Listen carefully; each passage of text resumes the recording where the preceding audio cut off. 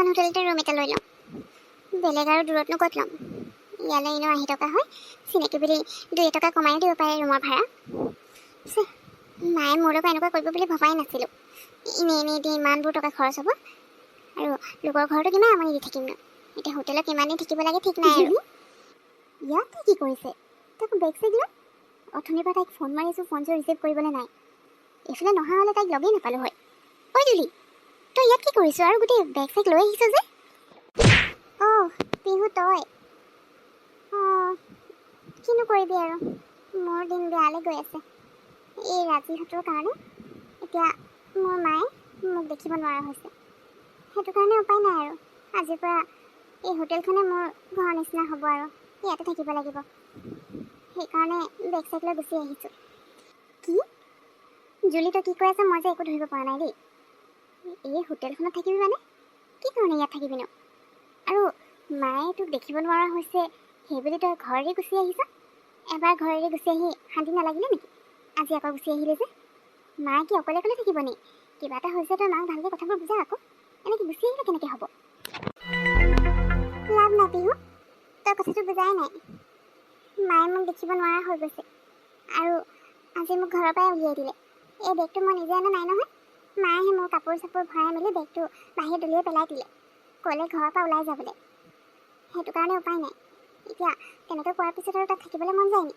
আৰু তোকো আমনি দিবলৈ বেয়া লাগিলে, সেইটো কাৰণে মই তোৰ ফোনো ৰিচিভ কৰিব মন নগ'ল, আৰু ইয়ালৈ গুচি আহিলোঁ ৰুম বুক কৰিবলৈ। কি? মায়ে তোক ঘৰৰ পৰা উলিয়াই দিলে? অঁ তই এনেই ধেমালি কৰি নাথাকিবি। আণ্টি তেনেকুৱা কিয় কৰিব আকৌ? নিজৰ ছোৱালীজনীক ঘৰৰ পৰা উলিয়াই দিয়ে নি? তেনেকুৱা নকৰে দেই, মোৰ কিন্তু বিশ্বাস হোৱা নাই। আণ্টি যিমান যি খং কৰিলেও, গালি পাৰিলেও নিজৰ ছোৱালীজনী আৰু ঘৰৰ পৰা কোনোবাই উলিয়াই দিব পাৰেনে? তই মিছামিছি কথা কৈ নাথাকিবি। কি হৈছে ৰাম পিহু, তইও তাৰমানে এতিয়া মোক বিশ্বাস নকৰা হৈছ? মই সঁচাকৈ কৈছোঁ। মানে কথাটো হ'ল, আজি মই বেকাৰীলৈ আহিবলৈ ওলাই আছিলোঁ। তেতিয়া মায়ে সুধিলে যাওঁ নেকি? মই অঁ বুলি ক'লোঁ। তেতিয়া মায়ে ক'লে আজি বোলে নালাগে নেকি যাবলৈ, ঘৰলৈ বোলে ৰাতিপুৱা মাক আহিব তোৰ বিয়াৰ ডেট ফিক্স কৰিবলৈ, সেইকাৰণে ৰৈ দে বুলি ক'লে। আৰু মই উঠিলেই নহয় খং, সেইটোতো লাগিলোঁ। মই বোলো নাথাকোঁ, মোৰ এইবোৰ একো মন নাই, তেনেকৈ ক'লোঁহে। মায়ে ক'লে যদি তই মোৰ কথা নুশুন তেতিয়াহ'লে তই ঘৰৰ পৰাই ওলাই যা, আৰু যদি ঘৰত থাকিব মন আছে তেতিয়াহ'লে আজি তেওঁলোকে দিনৰ পৰা আহিব, তই তাত থাকিব লাগিব, এনেকৈ ক'লে। মই নাথাকোঁ ক'লে, কোৱাৰ কাৰণে বেগ চেগ দলিয়াই পেলাই দিলে, আৰু কি কৰিম। সেইটো কাৰণে গুচি আহিলোঁ ইয়াত থাকিবলৈ। তই বিশ্বাস কৰিলেও কৰ, নকৰিলেও নাই। ৰাম, এইবোৰ চব সঁচাকৈ তই ঠিকেই কৈছ। ৰাজীৱৰ মাকজনীৰ কাৰণে হৈছে, আৰু ৰাজীৱৰো ভুল আছে ইয়াত।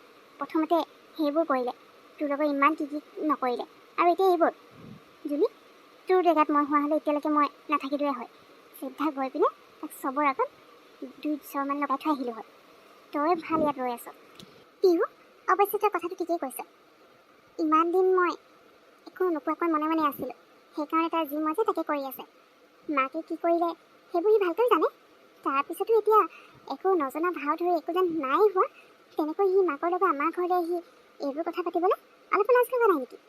যাম মই এতিয়াই তাৰ ক্লিনিকলৈ গৈ তাতে কি ক'ব আছে কৈ আহিম। তই মোৰ লগত যাওঁ যদি ব'ল, দুইজনে গৈ আহোঁ। অঁ মইতো তোৰ লগত গৈ দিমেই, ব'ল। তই ইমান দিনে একো কোৱা নাই বুলিহে আজি এবাৰ কৈ আছোঁ, তাৰপিছতহে যদি সি অকণমান ঠাণ্ডা হয়। অঁ তই ঠিকেই কৈছ, তাক এহেকা দিব লাগিব। সি ভাবিছে মই মনে মনে আছোঁ, সেইকাৰণে যি মন যায় তাকে কৰি থাকিব। কওকচোন, আপোনালোকৰ কি কাম আছিলে? আপোনালোকৰ চেকআপ কৰাব আছিলে নেকি? নহয়, আমি ইয়াত চেকআপ কৰাবলৈ অহা নাই। তোমাৰ ছাৰ আছে নাই, ৰাজীৱ ছাৰ? তেওঁক লগ কৰিবলৈ আহিছোঁ, ইম্পৰ্টেণ্ট কথা দুটামান আছিলে, গতিকে অকণমান ইয়ালৈ মাতি দিবা। অঁ তেতিয়াহ'লে চৰি মেডাম, মই তেনেকৈ তেখেতক ইয়ালৈ মাতিব নোৱাৰিম নহয়। আপুনি বাৰু ইম্পৰ্টেণ্ট কথা আছে, তেওঁক মই এবাৰ সুধি আহোঁ, তেওঁ কেবিনেটতো কথা পাতি ল'ব। মই ক'লোঁ নহয়, মই কেবিনেটত গৈ কথা নাপাতোঁ। তুমি সোনকালে গৈ কোৱাগৈ মই আহিছোঁ বুলি। মই আহিছোঁ বুলি গম পালে সি নিজে ওলাই মোৰ লগত ইয়াত কথা পাতিব। মই কেবিনেট গৈ লগ কৰি থাকিবলৈ নাই। তুমি গৈ কৈ দিয়াগৈ যে তেওঁক লগ কৰিবলৈ জুলি আৰু পিহু আহিছে। আমাৰ নাম কোৱাৰ লগে লগে তেওঁ নিজে ইয়ালৈ আহিব, কাৰণ আমাক চিনি পায়। এতিয়া যোৱা, দেৰি কৰি নাথাকিবা, আমাৰ ওচৰত ইমান টাইম নাই। ঠিক আছে ঠিক আছে, যদি চিনি পায় তেতিয়াহ'লে তেওঁক নামকেইটা ক'লে নিশ্চয় গম পাব। মই এবাৰ সুধি চাইছোঁ, তাৰপিছত জনাইছোঁ আপোনালোকক। ছাৰ, আপোনাক লগ কৰিবলৈ কোনোবা ছোৱালী দুজনী আহিছে, তেওঁলোকক ক'লোঁ মই আপোনালোকে জনাই আছোঁ, কিন্তু তেওঁলোকে বোলে আপোনাক আহি ইয়াত লগ নকৰে, আপোনাকে বাহিৰলৈ ওলাই যাবলৈ কৈছে, চিনি পায় বুলি কৈছে। অ' হয় নেকি? মোক চিনি পায়? কোন ছোৱালীনো? আচ্ছা, তুমি তেওঁলোকৰ নাম সুধিছিলা নেকি? নামকেইটা জানিলে এটলিষ্ট ময়ো গম পাম চিনাকি হয়নে নহয়। হয় ছাৰ, নাম সুধিছিলোঁ মই, আৰু জুলি আৰু পিহু বুলি ক'লে। তেওঁলোকে কিন্তু বহুত খঙত থকা নিচিনা লাগিলে। আপোনাৰ লগত বা কি ডিছকাছ কৰিব লগা আছে? কি? জুলি আৰু পিহু? অ' তেওঁলোক আকৌ ইয়ালৈ কিয় আহিছে? আচ্ছা ব'লা ব'লা, মই তেওঁলোকক চিনি পাওঁ, তাতে গৈ লগ কৰোঁগৈ, কিয় বা আহিছে, ব'লা। কি হ'ল? এতিয়ালৈকে যে সি অহা নাই? নে তই আৰু মই অহা গম পাই সি নাহোঁ বুলিয়ে অহা নাই? একচুৱেলি আমি আমাৰ নাম কৈ দিবই নালাগিছিলে, তেনেকৈয়ে তাইক পঠিয়াই দিব লাগিছিলে মাতিবলৈ। নহয় জুলি, সেইটো কথা নহয়। আমি এতিয়া আমাৰ নাম নক'লেওতো চিনি নাপালে হয়, তেতিয়াতো আৰু নাহিব। সেইটো কাৰণে ৰচোন অকণমান ৱেইট কৰ। সিও চাগে আমি ইয়ালৈ কিয় আহিছোঁ বুলি চক থৈ গৈছে। অহাটো আহিব, মই ভালকেই জানো। তই আহিবি আৰু সি নহাকৈ থাকিব, সেইটো হ'বই নোৱাৰে। পিহু, জুলি, তোমালোক ইয়াত কি কৰিছা? জুলি, মইতো ভাবিছোঁ তুমি ঘৰত আছা বুলি, কিন্তু তুমি ইয়ালৈ আহিলা যে? কি হ'ল, মই নোযোৱাৰ কাৰণে মোক বিচাৰি আহিলা নেকি ইয়ালৈ? তোমাৰ মোৰটো তোমাক বিচাৰি আহিবলৈ মোৰ কি দৰকাৰ পৰিছে? তুমি হয়নো কোন? তোমাৰ কাৰণে মোৰ কি অৱস্থা হৈছে অলপ চকু ফুৰাই চোৱাচোন। মোৰ এইটো অৱস্থা তোমাৰ কাৰণে হৈছে, আৰু সেইকাৰণে মই ইয়ালৈ আহিব লগা হ'ল। কি? জুলি, তুমি এয়া কি কৈছা? মই আকৌ এনেকুৱা কি কৰিলোঁ? আৰু ৰ'বাচোন ৰ'বা, তুমি একেবাৰে ট্ৰলি চলি লৈ ইয়ালৈ আহিছা যে? কথাটো কি?